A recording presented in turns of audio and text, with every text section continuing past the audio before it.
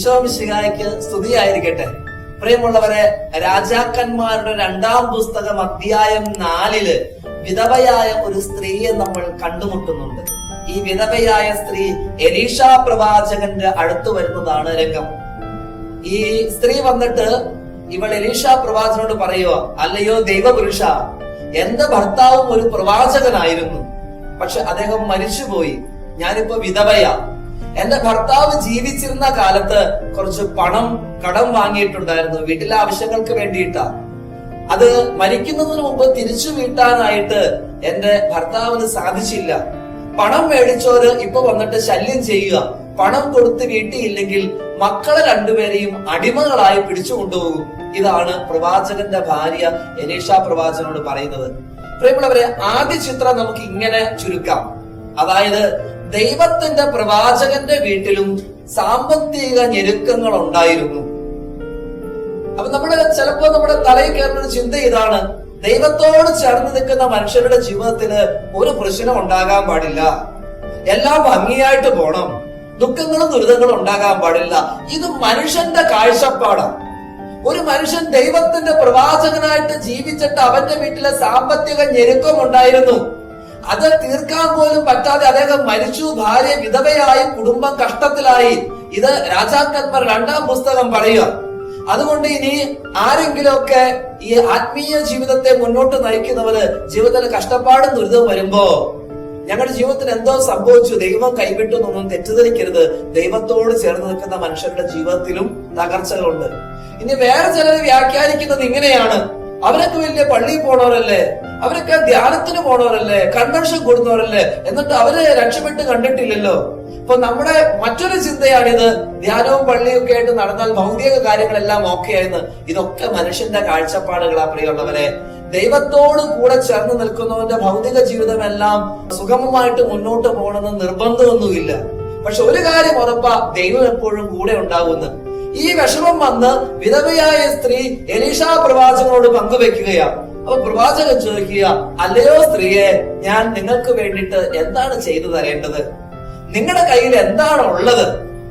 മനോഹരമായ 2 ചോദ്യമാണ് ദൈവം ഇന്നും നമ്മോട് ചോദിക്കുക. മകനെ, മകളെ, നിനക്ക് വേണ്ടിയിട്ട് ഞാൻ എന്താണ് ചെയ്തു തരേണ്ടത്?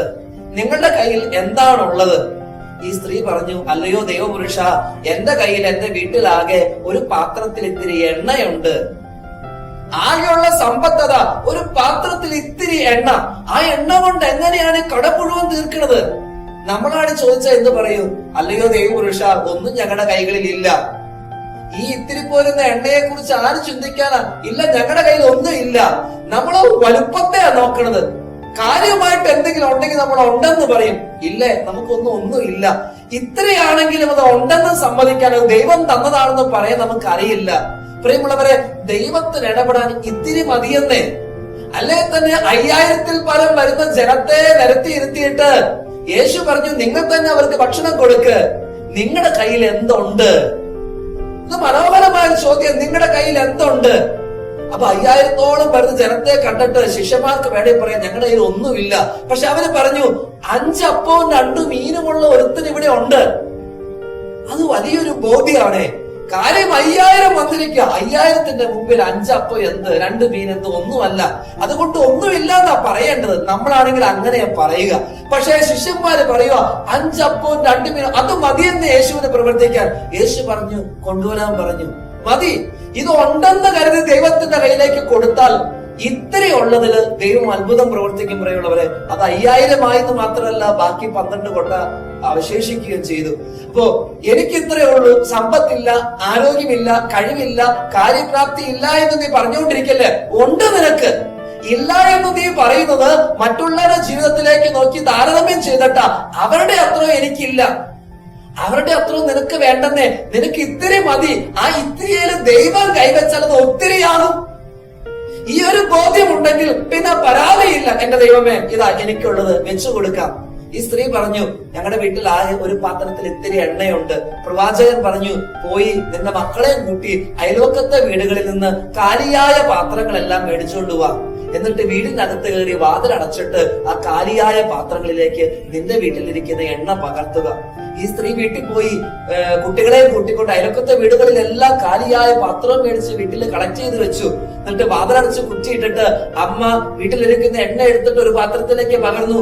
മക്കളോട് പറഞ്ഞു, അടുത്ത പാത്രം വെക്ക്, അടുത്ത പാത്രം വെക്ക്. ഓരോ പാത്രത്തിലേക്കും എണ്ണ പകർന്നുകൊണ്ടിരുന്നു. ഈ പാത്രത്തിലെ എണ്ണ തീരുന്നില്ല, ഒഴുകിക്കൊണ്ടേ ഇരിക്കുക. അമ്മ പറഞ്ഞു, ഇനിയും വെക്ക്. മക്കള് പറഞ്ഞു, അമ്മയെ നമ്മൾ കണക്ട് ചെയ്ത് എല്ലാ കാലിയായ പാത്രവും തീർന്നു, ഇനി നാട്ടിലെ കാലിയായ പാത്രങ്ങളില്ല. അപ്പൊ അമ്മ സന്തോഷം കൊണ്ട് തുള്ളിച്ചാടുമല്ല. അപ്പൊ വീണ്ടും പ്രവാചകന്റെ അടുത്ത് വന്നിട്ട് പറഞ്ഞു, അല്ലയോ പ്രവാചക, നീ പറഞ്ഞോട്ട് ചെയ്തു, എല്ലാ പാത്രവും കാലിയായി, ഇനി എന്താ ചെയ്യണ്ടേ? പ്രവാചകൻ പറഞ്ഞു, ആ എണ്ണ വിറ്റ് നിന്റെ കടം വിട്ട് ബാക്കിയുള്ള എണ്ണ കൊണ്ട് നീയും നിന്റെ മക്കളും സുഭിക്ഷമായിട്ട് ജീവിക്കുക. പ്രിയമുള്ളവർ, ഈ സംഭവം നമ്മുടെ അനന്തര ജീവിതത്തിന് വലിയൊരു ഉൾക്കാഴ്ചയാ, ബോധ്യമാ തരുന്നത്. ഈ പരാതി പറഞ്ഞതൊക്കെ നമുക്ക് നിർത്താൻ. പ്രിയമുള്ളവരെ, ഒന്നും ഇല്ലാതൊന്നും പറഞ്ഞേക്കരുത്. നീ ഒന്ന് അരിച്ചു പറക്കി നോക്കി എന്തെങ്കിലും ഉണ്ടെന്നേ, ആ ഉള്ളത് മതി നിന്റെ ഈശോയ്ക്ക് നിന്റെ ജീവിതത്തിൽ ഇടപെടാൻ. ഒന്നുമില്ലെന്ന് പരാതിപ്പെട്ടുകൊണ്ട് പറഞ്ഞാൽ ദൈവം കൈനീട്ടില്ല. മറിച്ച് എന്റെ ദൈവമേ, ഇതാണുള്ളത്, എന്റെ മക്കൾ ഇതാ, എന്റെ ജീവിത പങ്കാളി ഇതാ, എന്റെ സമ്പത്ത് ഇതാ, എന്റെ ആരോഗ്യം, അവിടെയൊക്കെ കുറവ് കാണും.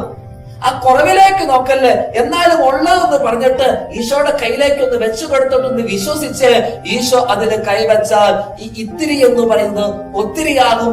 നിന്റെ ആവശ്യവും കഴിയും, ബാക്കിയും വരും. ഇതാണ് വചനം മുന്നോട്ട് വെക്കുന്ന ചിന്ത. നമുക്ക് ദൈവത്തിൽ ആശ്രയിക്കാം. ദൈവം നമ്മെ ഓരോരുത്തരെയും വഴി നടത്തട്ടെ. നല്ലൊരു ദിവസം ആശംസിക്കുന്നു. ആമേൻ. കർത്താവ് നിനക്ക് കഷ്ടതയുടെ അപ്പവും ക്ലേശത്തിന്റെ ജലവും തന്നാലും നിന്റെ ഗുരു നിന്നിൽ നിന്ന് മറഞ്ഞിരിക്കുകയില്ല. നിന്റെ നയനങ്ങൾ നിന്റെ ഗുരുവിനെ ദർശിക്കും.